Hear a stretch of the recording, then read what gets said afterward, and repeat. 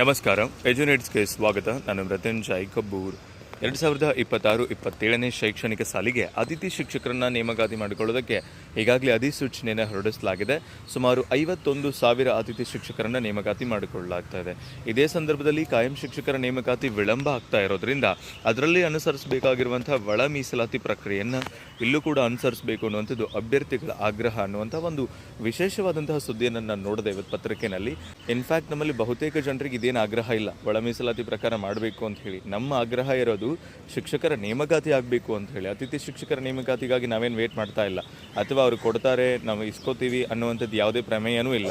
ಈ ಅತಿಥಿ ಶಿಕ್ಷಕರ ನೇಮಕಾತಿ ಮಾಡಿ ಅಂತ ನಾವೇನು ಕೇಳ್ಕೊಂಡು ಇಲ್ಲ. ನಮಗೆ 10,000 ಮಾಡಿದ್ರು ಸಾಕು, ಕಾಯಂ ಶಿಕ್ಷಕರ ನೇಮಕಾತಿ ಮಾಡಿ ಅಂತ ಕೇಳ್ಕೊಂಡಿದ್ದೀವಿ. ಸೊ ಇಲ್ಲಿ ಏನು ಹೇಳ್ತಾ ಇದ್ದಾರೆ ಇವರು ಅಂತಂದರೆ, ಸೊ ಈಗಾಗಲೇ ನಮಗೆ ಗೊತ್ತಿದೆ, ರಾಜ್ಯದ ಸರ್ಕಾರಿ ಪ್ರಾಥಮಿಕ ಮತ್ತು ಪ್ರೌಢಶಾಲೆಗಳಲ್ಲಿ 40,000 ಪ್ರೈಮರಿನಲ್ಲಿ, ಒಂದು 11,000 ಹೈಸ್ಕೂಲ್ನಲ್ಲಿ ಕಾಲಿರುವಂತೆ ಒಟ್ಟು 51,000 ಶಿಕ್ಷಕರನ್ನ ನೇಮಕಾತಿ ಮಾಡ್ಕೊತಾ ಇದ್ದಾರೆ, ಅತಿಥಿ ಶಿಕ್ಷಕರನ್ನ. ಸೊ ಇದಕ್ಕೆ TET ಕಂಪಲ್ಸರಿ ಮಾಡ್ತಾರೆ ಏನೋ ಅನ್ನುವಂಥ ಮತ್ತೊಂದು ಸಂದೇಹ ಕೂಡ ಬಂದಿತ್ತು. ಆ ಕುರಿತು ಏನೂ ಅಪ್ಡೇಟ್ಸ್ಗಳಿಲ್ಲ. ಇನ್ಫ್ಯಾಕ್ಟ್ ಡಿಪಾರ್ಟ್ಮೆಂಟು ಕೂಡ ಏನೂ ಸ್ಪೆಸಿಫೈ ಮಾಡಿಲ್ಲ, ಯಾವುದೇ ಅಧಿಸೂಚನೆ ಅದಕ್ಕೆ ಸಂಬಂಧಪಟ್ಟಂತೆ ಇಲ್ಲ. ಸೊ ಹಾಗಾಗಿ TET ಬಗ್ಗೆ ನೀವೇನು ತಲೆ ಕೆಡಿಸ್ಕೊಳ್ಳುವಂಥದ್ದು ಅಗತ್ಯ ಇಲ್ಲ. ಅದರ ಜೊತೆಗೆ ಈ 15,000 ಶಿಕ್ಷಕರ ನೇಮಕಾತಿ ಏನಿದೆ, CM ಒಪ್ಪಿಗೆ ಕೊಟ್ಟಿದ್ದಾರೆ. ನಾನು ಮೊನ್ನೆ ಮಾತಾಡಿದ್ದೀನಿ, ಹಣಕಾಸು ಇಲಾಖೆ ಒಪ್ಪಿಗೆ ಕೊಡಬೇಕು, ಒಳ ಮೀಸಲಾತಿ ನಿಗದಿ ಆಗಬೇಕು. ಹಾಗಾಗಿ ಅದಂತೂ ಸದ್ಯಕ್ಕೆ ಆಗದೆ ಇರುವಂಥ ಕೆಲಸನೇ. ಇನ್ಫ್ಯಾಕ್ಟ್ ಪತ್ರಿಕೆನಲ್ಲೂ ಕೂಡ ನಾವು ಅದನ್ನೇ ನೋಡ್ತಾ ಇದ್ದೀವಿ. ಸೊ ಅದು ಇನ್ನೂ ವಿಳಂಬ ಆಗುತ್ತೆ. ಹಾಗಾಗಿ ಈಗ ನಡೀತಾ ಇರುವಂತಹ ಅತಿಥಿ ಶಿಕ್ಷಕರ ನೇಮಕಾತಿನಲ್ಲಾದರೂ ನಮಗೆ ನೀವು ಒಳ ಮೀಸಲಾತಿಯನ್ನು ಕಲ್ಪಿಸಬೇಕು ಅನ್ನುವಂಥದ್ದು ಅಭ್ಯರ್ಥಿಗಳ ಆಗ್ರಹ ಅಂತ ಹೇಳ್ತಾ ಇದ್ದಾರೆ. ಇನ್ಫ್ಯಾಕ್ಟ್ ಈ ರೀತಿಯಾದಂಥ ಆಗ್ರಹವನ್ನು ಯಾವುದೇ ಶಿಕ್ಷಕ ಆಕಾಂಕ್ಷಿಗಳು ಮಾಡೋದಿಲ್ಲ. ಯಾಕೆ ಅಂತಂದರೆ ನಮಗೆ 10-12,000 ರೂಪಾಯಿದು, ಅದು 6 ತಿಂಗಳಿಗೊಮ್ಮೆ ವರ್ಷಕ್ಕೊಮ್ಮೆ ವೇತನ ಕೊಡುವಂತಹ ಈ ಅತಿಥಿ ಶಿಕ್ಷಕರ ನೇಮಕಾತಿ ಬೇಡ. ಇನ್ಫ್ಯಾಕ್ಟ್ ಅವ್ರು 10,000 ಮಾಡಲಿ, 5,000 ಮಾಡಲಿ, ಕಾಯಂ ಶಿಕ್ಷಕರ ನೇಮಕಾತಿಯನ್ನು ಮಾಡಬೇಕು.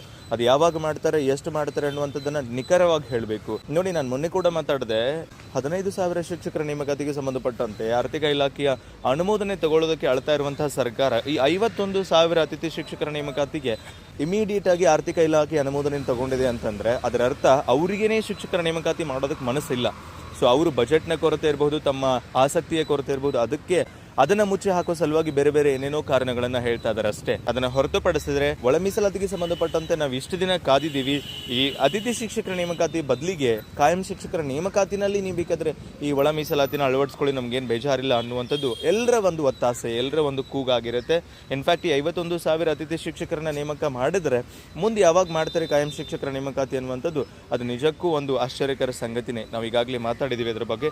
ಬಟ್ ಕಾದ್ ನೋಡೋಣ. ಆದರೆ ನಮಗೇನು ಆ ರೀತಿಯ ಒಳ ಮೀಸಲಾತಿ ಕೊಡಬೇಕು ಅನ್ನುವಂಥದ್ದು ಏನು ಪ್ರಮೇಯ ಬಂದೇ ಇಲ್ಲ. ಇಲ್ಲಿ ನಾವು ಕೇಳ್ತಾ ಇರೋದು ಕಾಯಂ ಶಿಕ್ಷಕರ ನೇಮಕಾತಿ ಮಾಡಿ ಅಂತ ಹೇಳಿ. ಈ ಅತಿಥಿ ಶಿಕ್ಷಕರಿಗೆ ಸಂಬಂಧಪಟ್ಟಂತೆ ನಮ್ಗೆ ಒಳ ಮೀಸಲಾತಿ ಅಗತ್ಯ ಇಲ್ಲ ಅನ್ನೋದನ್ನ ಸ್ಪಷ್ಟಪಡಿಸ್ತಾ, ಸೊ ಕಾದ್ ನೋಡೋಣ ಏನಾಗುತ್ತೆ ಅಂತ ಹೇಳಿ. ಆದ್ರೆ ಒಳ ಮೀಸಲಾತಿನ ಜಾರಿಗೆ ಇದರಲ್ಲಿ ತರ್ತಾರೆ ಅಂತ ಆದ್ರೆ ಅದನ್ನೇ ಕಾಯಂ ಶಿಕ್ಷಕರ ನೇಮಕಾತಿನಲ್ಲಿ ಜಾರಿಗೆ ತರೋದಕ್ಕೆ ಯಾಕೆ ಆಗೋದಿಲ್ಲ? ಜೊತೆಗೆ 51,000 ಅತಿಥಿ ಶಿಕ್ಷಕರ ನೇಮಕಾತಿಗೆ ಒಂದೇ ವಾರದಲ್ಲಿ ಆರ್ಥಿಕ ಇಲಾಖೆ ಅನುಮೋದನೆ ತಗೊಂತಾರೆ ಅಂದ್ರೆ ಒಂದು ವರ್ಷದಿಂದ ತಗೊಳ್ಳೋದಕ್ಕೆ ಯಾಕೆ ಆಗ್ತಾ ಇಲ್ಲ? ಈ ರೀತಿಯಾದಂತಹ ಹಲವಾರು ಪ್ರಶ್ನೆಗಳು ನಮ್ಮಲ್ಲಿ ಖಂಡಿತವಾಗಿ ಹುಟ್ಕೊಂತವೆ. ಅದೆಲ್ಲದಕ್ಕೂ ಮಾನ್ಯ ಶಿಕ್ಷಣ ಸಚಿವರೇ ನಮಗೆ ಉತ್ತರವನ್ನು ಕೊಡಬೇಕು.